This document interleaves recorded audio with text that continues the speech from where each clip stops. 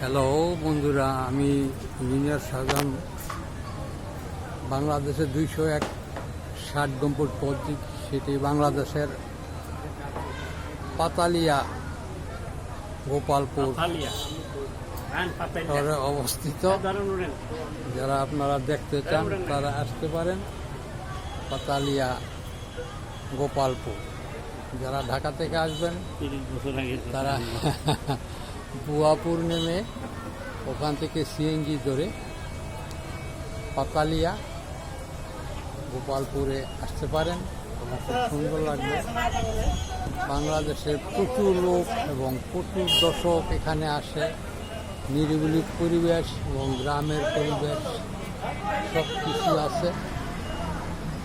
যারা ভ্রমণ পিপাসু লোক তাদের জন্য খুব একটা সুন্দর জায়গা। পুরো ফ্যামিলি নিয়ে ঘুরতে আসতে পারেন। ঘোরার জন্য আপনাদের একটা সুন্দর জায়গা আছে। 3 বছর আগে মানুষ ভিডিও আপনি জানেন না কোন